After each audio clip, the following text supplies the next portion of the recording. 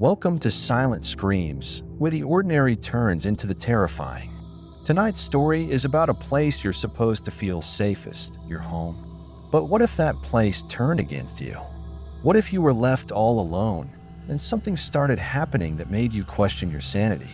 We're diving into some true Home Alone horror stories, and trust me, these will make you think twice about staying in your house when no one else is around. I've never been the type to get scared easily. Growing up, I'd hear my friends talk about how they'd freak out when they were home alone. Every creak of the house would send them into a panic. I always thought it was a little over the top, but I learned the hard way that sometimes there's a reason to be afraid. It all started on a Saturday night. I had the house to myself, which I didn't mind. My parents were out of town for the weekend, and I was excited to just chill, watch some movies, order takeout, and relax. The house was quiet, just the hum of the fridge in the kitchen and the occasional car passing by outside. It felt peaceful. Around 9 p.m., I ordered a pizza and plopped down on the couch, scrolling through Netflix to find something to watch. I settled on a cheesy horror movie, kind that's more fun than scary. I figured it would be the perfect way to pass the time. I wasn't expecting to actually get scared. As the movie played, I found myself getting absorbed into it. I was so focused that I almost didn't hear the knock at the front door. It was faint at first, like someone was gently tapping. I paused the movie, listening for a moment. There it was again, a soft knock. I wasn't expecting anyone. I checked the time, 9:45 p.m. It was late for visitors, and I hadn't ordered the pizza that long ago. Whoever was at the door, it wasn't the delivery guy. I got up a little uneasy and walked toward the front door. I looked through the peephole. Nothing. The porch was empty. I stood there for a moment, my hand hovering over the lock, confused. Maybe it was some kids playing a prank. But I couldn't shake the feeling that something wasn't right. I opened the door just a crack, peering outside. The street was quiet, the usual suburban stillness settling in as the night deepened. I felt a chill run down my spine, but I told myself I was being paranoid.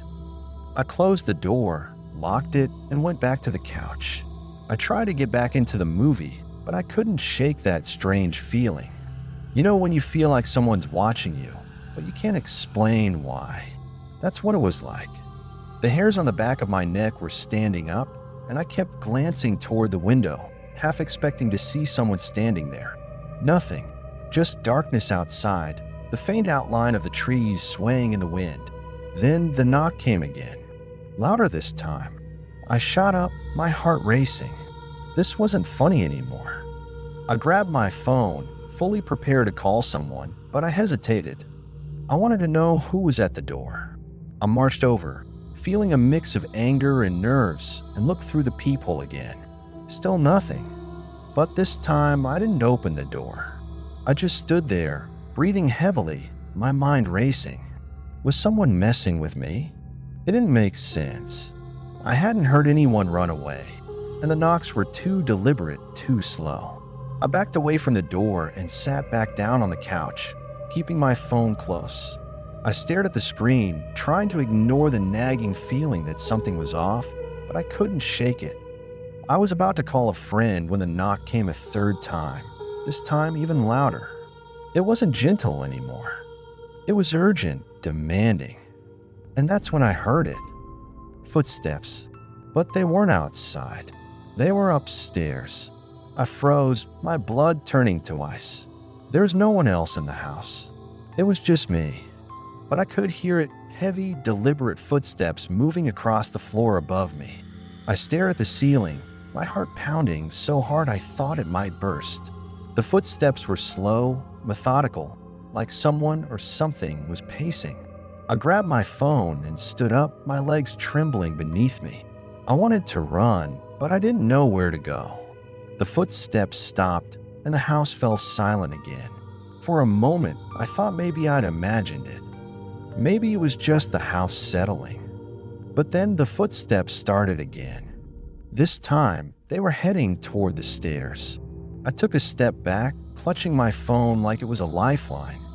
My mind raced, trying to make sense of what was happening. I hadn't heard anyone come into the house. I hadn't seen anyone outside, but there was no denying the sound of those footsteps. They reached the top of the stairs and stopped. I held my breath, listening, waiting for whatever was up there to make its next move. And then slowly, I heard it descending the stairs. One step at a time, each footfall sending a shiver down my spine. I backed up until I was pressed against the wall, my hand shaking as I dialed 911. 911, what's your emergency? The operator's voice crackled through the phone, but I couldn't speak. I was too scared to make a sound. The footsteps were getting closer, each step echoing through the silent house. Hello? Are you there? The operator's voice repeated, but I was paralyzed with fear. The footsteps had reached the bottom of the stairs now. I could feel the weight of whatever was there, just beyond my line of sight, standing in a hallway. I forced myself to move, ducking into the kitchen and pressing myself against the counter, clutching the phone tightly to my chest. The house was dead silent again, but I knew it was still there. I could feel its presence, like a heavy cloud hanging over me. And then I heard the creak, the sound of the door slowly swinging open. The front door. The door I had locked. I peeked around the corner, my heart hammering in my chest, and saw it, just barely. The front door was wide open, the cold night air spilling into the house. But there was no one there. No figure, no intruder. Just an empty doorway, leading out into the darkness. I stepped forward, inching closer to the door, trying to convince myself that I was imagining it. But as I reached the doorway, I stopped dead in my tracks. There, in the middle of the porch, was a figure. It was tall, its form shrouded in shadow, but I could see it clearly. It was standing completely still, its back to me, but I knew it was watching me. I could feel its eyes on me, even though I couldn't see them. For a moment, I couldn't move. I couldn't breathe. The figure just stood there, motionless, as if it was waiting for something. And then slowly, it turned its head, just enough for me to see its face. But there was no face. It was blank, featureless, like a mannequin with no expression. My breath caught in my throat, and I stumbled back, slamming the door shut as hard as I could. I locked it again, my hands shaking uncontrollably. I backed away, not daring to look through the peephole this time. The house was silent again, too silent. I stood there for what felt like hours, my back pressed against the wall, waiting for something to happen. But nothing did. The figure didn't knock again. It didn't try to force its way inside. It was just, gone. Eventually, I collapsed onto the couch, my entire body trembling.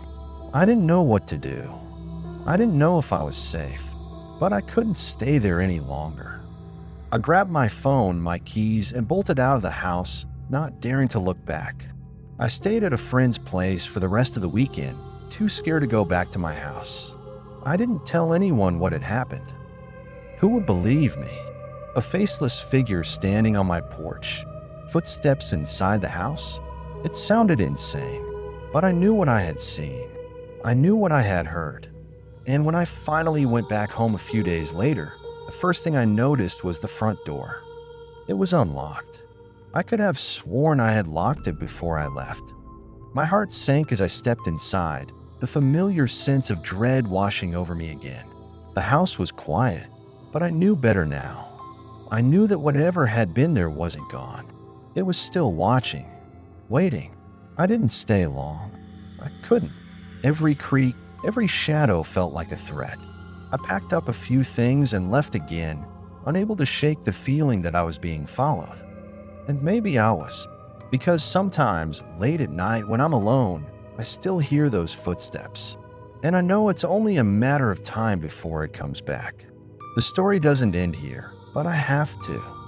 For now, I can feel that presence again, that cold creeping in from the edges. I don't know what it wants, but it's patient. And one day, I might not be able to keep running. Stay tuned. There's more to this. The fear that clung to me after that night never really went away. Even after I left my house and started staying with friends, I couldn't shake the feeling that something was still watching me. I couldn't stop hearing those footsteps in my head, replaying over and over. The faceless figure on my porch haunted me. Every time I closed my eyes, I saw it standing there, silent, still waiting. I kept telling myself that maybe I had imagined it, that stress and lack of sleep were playing tricks on me.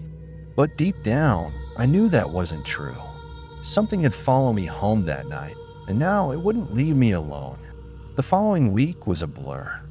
I stayed with my friend Emily, who thankfully didn't ask too many questions about why I didn't want to go home. She knew something was wrong, though. She'd find me sitting up late at night, staring at nothing, jumping at every little noise. She'd try to reassure me, tell me it was all in my head. But every time I tried to explain, my voice would falter. How could I make her understand when I didn't fully understand it myself? Then things got worse. One night, I was lying in bed at Emily's house trying to fall asleep. I had been staying there for 4 days already, and although it was comforting to be around someone, I couldn't fully relax. That night was no different. As I lay there, staring up at the ceiling, I heard it. The knocking. It was faint at first, almost like a trick of the wind, but it grew louder, more insistent. My heart froze in my chest. I shot up in bed, my eyes darting toward the door. I held my breath, listening. There it was again. 3 slow, deliberate knocks. My skin prickled with fear as I swung my legs over the side of the bed and stood up. I crept toward the door, every nerve in my body screaming for me to stop, to hide. But I couldn't. I had to know. When I reached the door, I pressed my ear against it. For a moment, there was nothing but silence. Then the footsteps began. They weren't in the hallway. They were in the room. I spun around, my heart hammering in my chest, but the room was empty. Or at least, it seemed empty. But I could feel it. That same heavy presence I had felt back at my house. The air grew cold, my breath coming out in shaky clouds. I backed up until I hit the door, my eyes scanning the room for any sign of movement. And then I saw it. The shadow. It flickered at the edge of the room, just at the corner of my vision, barely there. But it was moving. Slowly, deliberately, creeping along the wall like it was stalking me. My throat tightened, and I pressed my back harder against the door. I could feel the cold sweat running down my spine. "Emily," I whispered, my voice trembling. No answer. The shadow continued to move, inching closer to where I stood. I fumbled for the doorknob, my fingers slipping on the cold metal as I tried to twist it open. But before I could move, the shadow stopped. Right in front of me. I couldn't breathe. I couldn't move. The shadow loomed over me, darker than the darkness itself. And then it stepped forward. There was no face, no figure that I could see. But the presence, it was suffocating.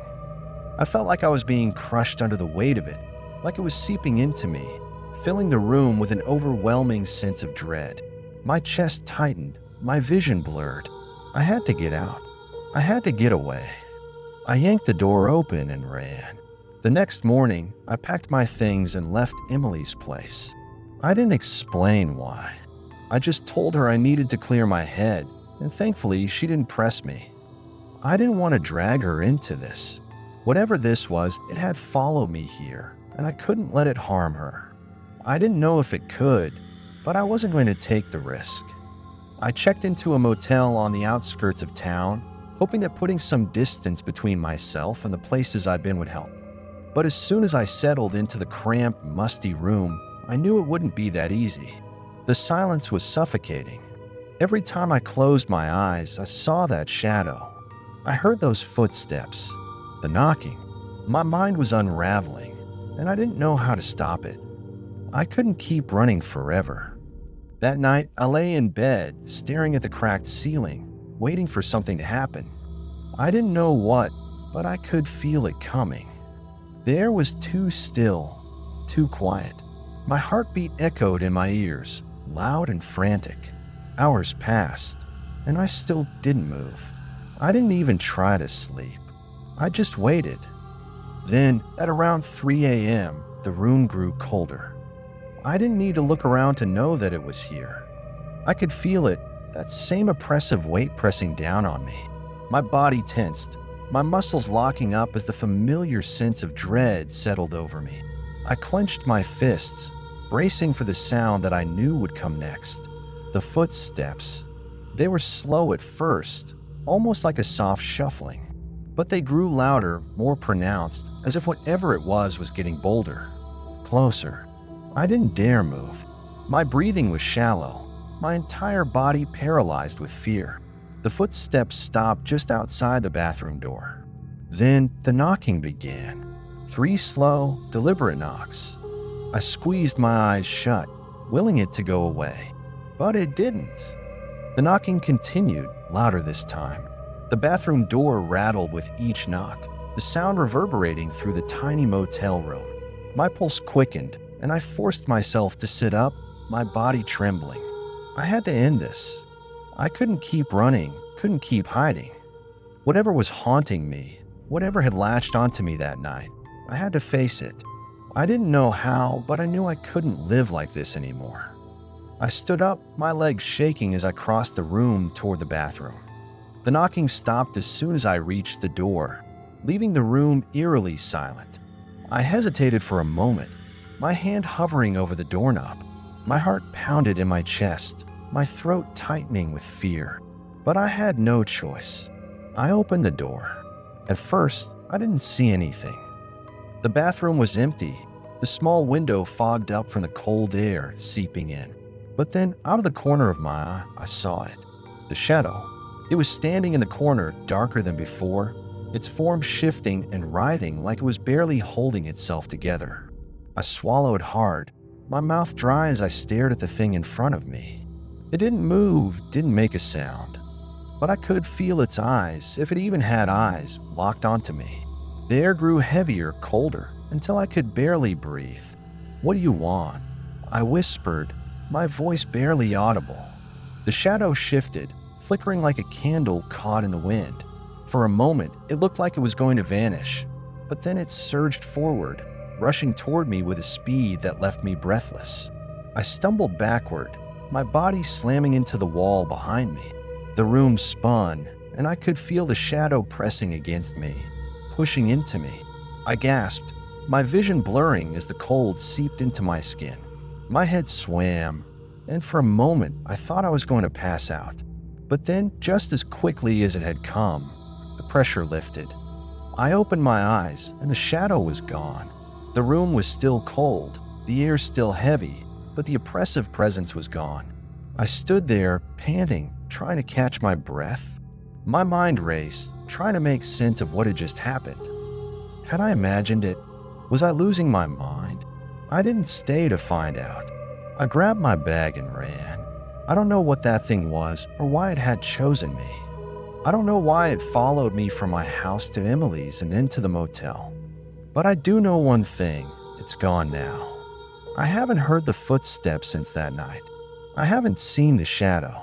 I moved out of my house, found a new place to live, far away from that old neighborhood, from the places where it had followed me. I don't tell people what happened. I'm not sure they'd believe me if I did.